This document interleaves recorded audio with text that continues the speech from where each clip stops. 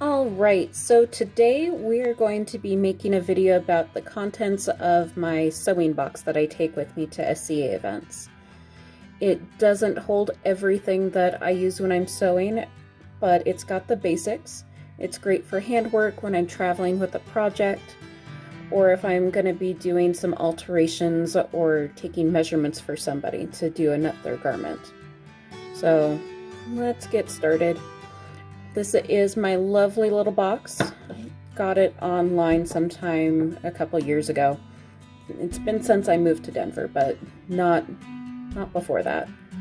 I've painted my device on it. It's in this lovely little lozenge shape for all of my heraldry friends, because I'm a girl and I like the frilly ribbon decoration, and historically you can actually see ladies displaying their personal arms in these lozenge shapes.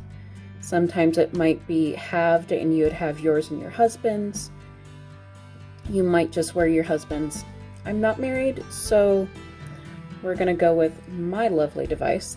This also lets people know that this is mine, and if I accidentally leave it on a table, to make sure it gets back to me. Alright, so when we open this up, I've got a lovely little tray in here that's going to have some of the smaller bits. No sewing box would be complete without needles. I've got a couple different types of embroidery needle right here. They are fairly modern. Depending on what I'm working with, sometimes I prefer these to sharps. It just sort of depends, and personal preferences. But I personally like things with slightly at least longer needles. It makes it easier for me to thread because my eyesight is not great. So needles are a must. There's also a hunk of beeswax I've been working on for several years. You really want to wax your threads. That's going to help you keep the thread from snapping. It's going to glide through the fabric more easily, almost like a lubricant. And depending on the fabric, it might be trying to grab with friction against the thread and make it break faster than it normally would. So I always recommend keep a chunk of beeswax handy. I don't always beeswax my threads like I should in proper form, but typically I do. We've got a couple bits in here that are mostly just for emergency repairs. I've got a large hook and eye. I've got a spare button for one of my favorite coats that I made. I tend to have this particular button style pop off, so it's always kind of handy to have the extra one in the emergency kit. There's also, of course, safety pins. These are not really historically accurate, but when I'm doing a fitting or if someone just had something break, they are super handy.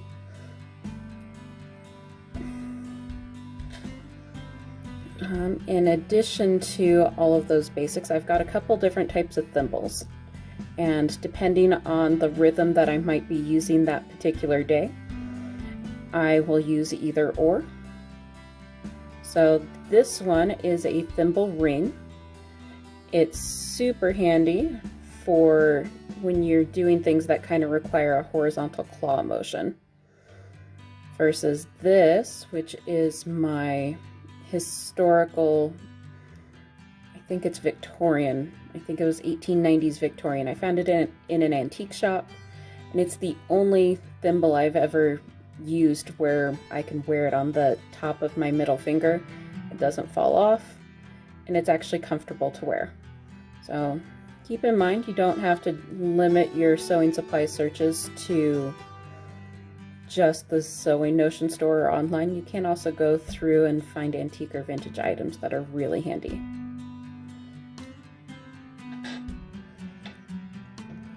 These guys are very modern needle pullers. My friend Maria showed these to me, and I fell in love with them pretty much instantly.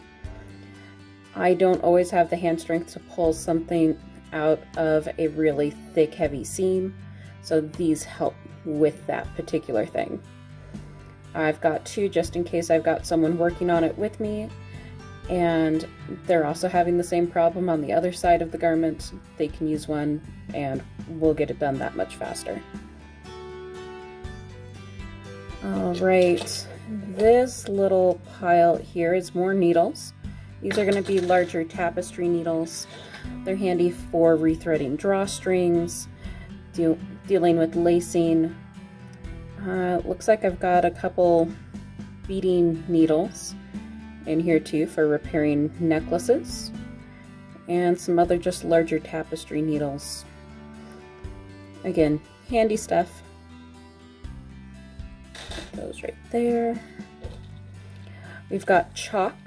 I personally like to use colored chalk because often when I'm doing hand sewing at an event, I'm actually sewing underwear. I really enjoy hand sewing my underwear. Kind of makes me think of an age-old story about Anne Boleyn wanting to sew Henry's shirts, but Catherine of Aragon was doing it instead. When I read about that in a biography, it always stuck with me. White chalk on white linen does not make for very easy sewing markings or anything else. So I've got a couple bits of more traditional tailor's chalk that I've since either worn down or broken, and a large piece that I think came off of like a chalkboard set. We've got seam rippers because unpicking things is never fun. Depending on the fabric and the seam type that I'm doing, I will go between these. This is sort of the more widely available common seam ripper you'll find at any of your sewing supply, crafts, quilting stores. I think you can also find them at some of the major big box stores now. The other one I have though is this really handy little surgical hook style that lets you basically unzip the whole seam. Depending on how it's sewn or the type of fabric, I don't necessarily recommend it. It does take a little practice as well with this style to avoid cutting your fabric.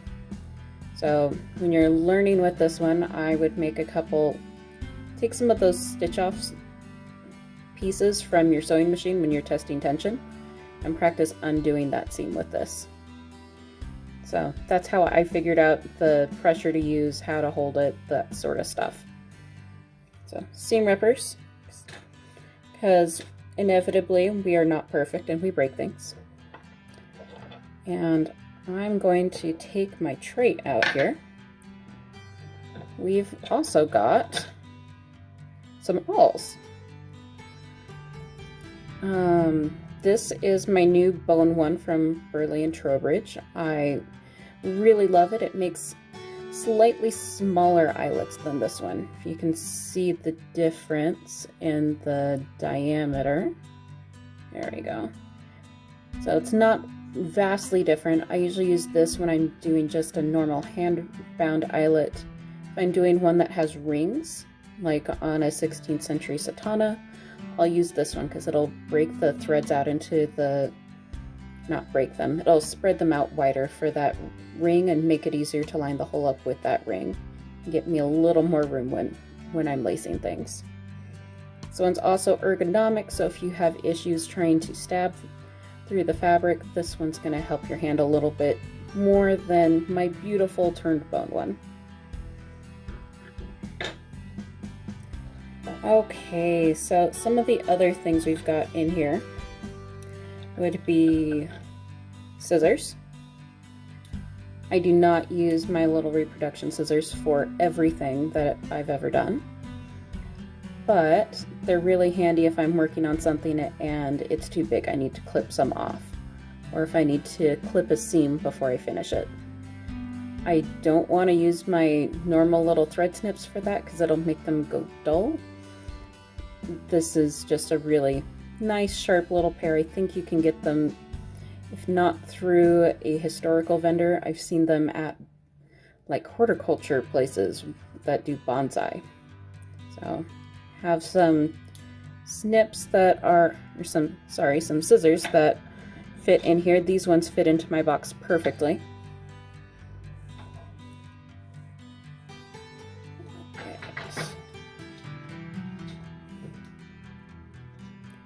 So other things, we've got thread for my current project.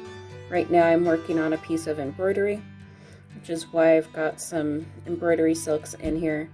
If I was sewing a particular garment that was a color that's not in the normal stash, I would probably have that thread color in here as well. Other threads, we've got some buttonhole weight silk, a little bit of linen. These are actually historically accurate thread winders that are made out of bone and horn. They were a gift. I love them. And I don't typically need to do a lot of buttonholes at an event, so I just keep a little buttonhole twist on hand.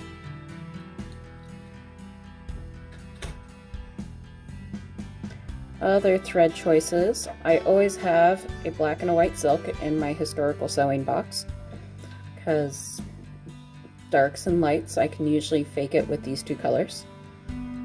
There's a thing of linen, because like I say, I'm almost always sewing linen undergarments when I'm doing handwork. And this is just a good old spool of cotton that I use for basting things, sometimes doing quick emergency repairs, what have you. So we've got threads. This is my needle roll. It is a piece of felt with a bunch of different needles shoved into it. There's some historical reproduction ones with these bronze and this bone needle. There's a lot of modern ones in different sizes for different things, from tiny little size 9 sharps to larger millinery and upholstery needles. Depending on what I'm working on, these different needles might be helpful. Alright. I also have just a thing of pins. I don't necessarily carry a whole lot of pins. I like the ones that have these little heads on them, just because it's easier for me to grab. Historically, you probably wouldn't see the head, you would just see a little wire wrap or something like that along the end. But as a frame of reference, when I'm working at home, I have a giant bowl with pins in it, and there's actually only about half of them. The other half are in a garment right now.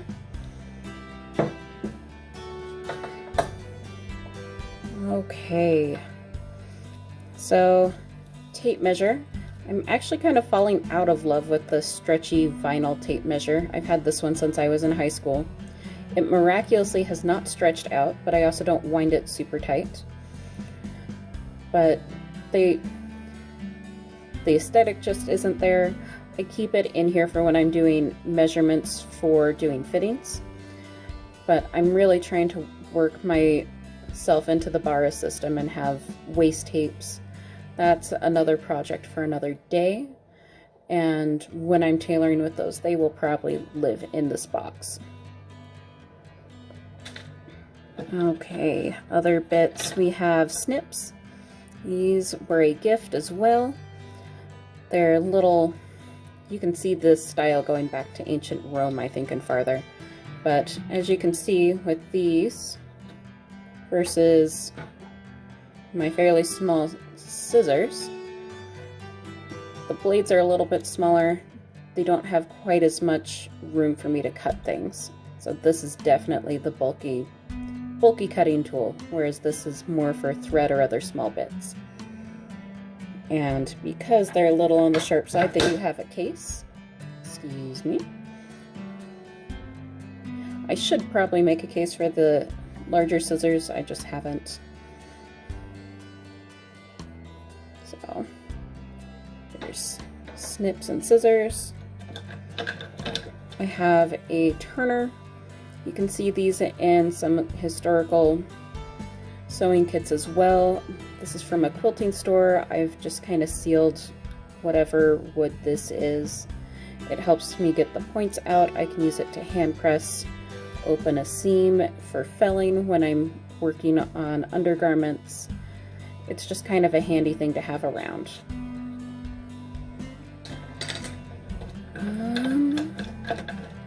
see. I have a modern seam gauge. It's helpful for me when I'm marking out seams to be able to say I need everything at 2 inches and then go through and mark it accordingly. I've also from time to time gone, I want it to be the width of my thumb knuckle. And that's not consistent for everybody, so if I'm passing that project off, I'll use the seam gauge. If it's just me, I will probably find a spot on my hand to get a consistent measurement. I've got some business cards for my blog. Occasionally somebody wants to chat later and wants to know how to get a hold of me. So I keep just a couple of these. I probably should restock a few more. And then there is a marking pen. This one's water soluble, more for when I'm doing embroidery. Again, I'm working on an embroidery project, so that kind of makes some sense. And I've got a pen and a tiny little notepad so I can take down measurements as well as make notes. If I am having trouble with something, I can jot it down. If someone's telling me about a great resource and we're working on stuff, I can put that information in here. So that's my go-to sewing box in a nutshell. We've kind of got it all nicely compacted.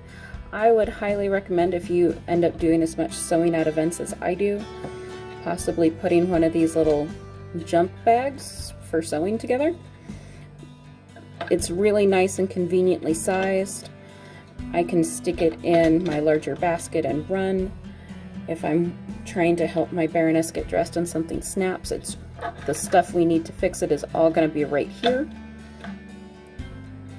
And it doesn't take that long to repack it if I'm working on a new project. As you can see with me repacking it in just a few minutes here. So I hope this video's been helpful to you guys. If you like it, please go ahead and click that like button. If you think that this was helpful, go ahead and subscribe. I'm doing more little bits and pieces like this as we go to try and help people sew and do other fun historical things and enjoy events.